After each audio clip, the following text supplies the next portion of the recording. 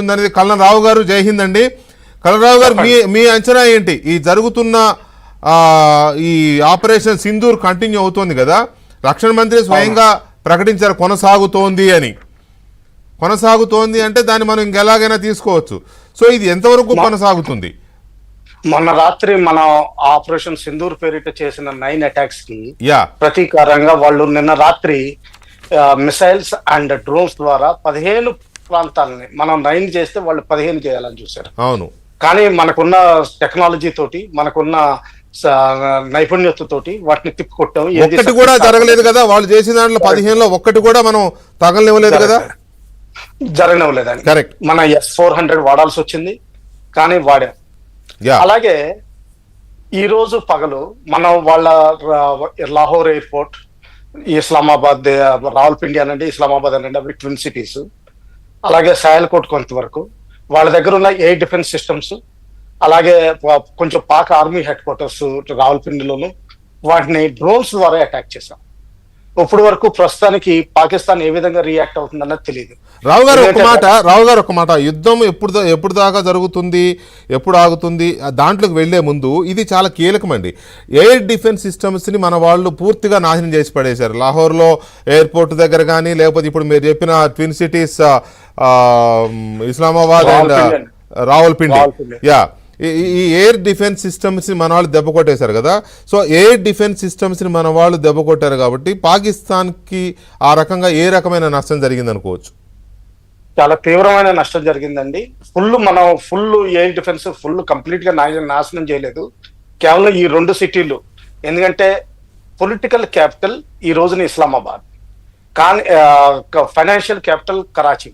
ఒకప్పుడు వరకు అది క్యాపిటల్ గా కూడా ఉండేది, కానీ అసలు క్యాపిటల్ లాహోర్.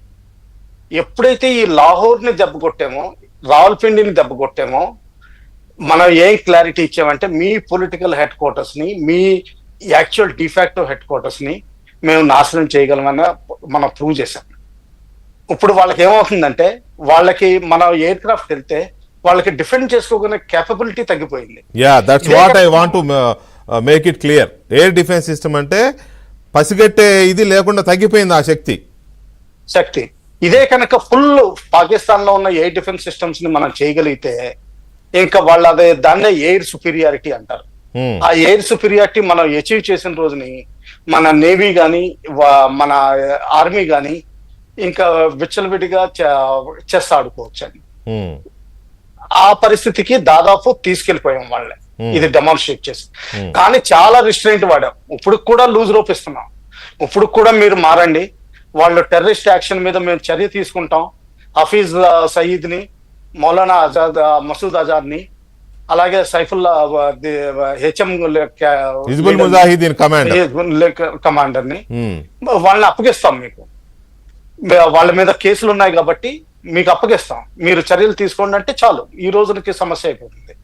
జమ్మూ కాశ్మీర్ విషయం అంటారా, వాళ్ళకి ఎంతో ప్రేమ ఉండొచ్చు, కానీ అది నెక్స్ట్ జనరేషన్ కి వదిలేయండి. వాళ్ళు చూసుకుంటారు ఏం చేయాలన్నది, ఏ విధంగా పరిస్థితులు మారుతాయన్నది.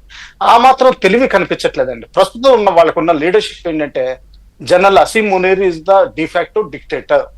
ఆయన ఏం చేశారంటే, ఇంటర్నల్ సెక్యూరిటీకి దీనికి కంప్లీట్ ఇన్ఛార్జ్ కింద ISI చీఫ్ ని చేశారు. అంటే ఏంటంటే ఆయన ఏ విధంగా కంట్రోల్ పెట్టుకుంటున్నారో మనం చూస్తాం. ఎవడైతే ఉగ్రవాదాన్ని పెంచి పోషించాడో, ఎవరైతే ఉగ్రవాదాన్ని చేశాడో వాడిని తీసుకొచ్చి ఆర్మీ చీఫ్ ని చేశారు. ఎగ్జాక్ట్లీ అండి. ఆయన DG ISI గా ఉండగా బంగ్లాదేశ్ లో ఫండమెంటలిజం పెంచాలన్న ప్లాన్ చేశారు. ఆయన చాలా వరకు సక్సెస్ఫుల్ అయ్యారు లాస్ట్ ఇయర్ లో. ఇటువంటి మనిషిని ప్లస్ ఆయన ఏంటంటే, ఆయన పర్సనాలిటీ ట్రేస్ చూస్తే ఆయన ఒక హఫీజ్, అంటే కొంచెం ఫండమెంటలిజం ఎక్కువ ఉంది. ఆయన స్పీచెస్ లో చూస్తే ఆ ఫండమెంటలిజం చాలా క్లారిటీ వస్తుంది. ఎందుకంటే హిందూయిజం, ఇస్లాం కలిపి ఉండలేవని. ఈ విధంగా చూస్తే మాత్రం ప్రస్తుతానికి ఇక్కడతో ఆగే, అందుకే కదా డ్యూయల్ కంట్రీ అనే సిద్ధాంతాన్ని ప్రవచించాడు. అదేనండి, 2 వేరే కంట్రీస్. అలాగే మన ఇండియాలో ఉన్న వాళ్ళ కమ్యూనిటీ వాళ్ళని కూడా వేరుగా ఉండాలని ప్రోత్సహిస్తున్నాడు. అవును. కానీ అన్ఫార్చునేట్లీ ఆయనకి ఏంటంటే, మన ఇండియా స్వభావం ఆయనకి ఇప్పటికీ అర్థం కాలేదు. మన అఖండ భారత్ స్వభావం, ఇండియా స్వభావం ఆయనకి ఇప్పటికీ అర్థం కాలేదు. దానివల్ల ఏంటంటే బహుశా అయ్యేటట్లేదు, అవ్వదు. అవ్వదు. యా కానీ ఒకవేళ ఏదైనా సరే అల్లాయే కృపగా చేసి రాత్రి కల్లో కనిపించి బహుశా ఇది చేయండి బాబు మీరు మంచిదని చెప్పినా, లేకపోతే ఆయన సబార్డినేట్స్ చాలా మంది కోర్ కమాండర్స్ కి ఆయన అంటే ఇష్టం లేదు, పైకి అసలు చూపిస్తున్నా మనిషి కానీ ఎక్కడున్నాడో తెలియట్లేదు కదా, ఎక్కడ దాక్కున్నాడో, ఏ కలువులో దాక్కున్నాడా, ఇక్కడ పారిపోయాడో తెలియట్లా. అది కూడా మాట్లాడదాం. ఒక్క నిమిషం రావు గారు, ఒక్కసారి చెప్పండి. మనం కమాండర్ మధుసూదన్ రెడ్డి గారితో కూడా మాట్లాడదాం. మధుసూదన్ రెడ్డి గారు, జై హింద్ అండి. మధుసూదన్ రెడ్డి గారు, ఆపరేషన్ సింధూర్ కొనసాగుతోంది అనే రక్షణ శాఖ మంత్రి రాజ్నాథ్ సింగ్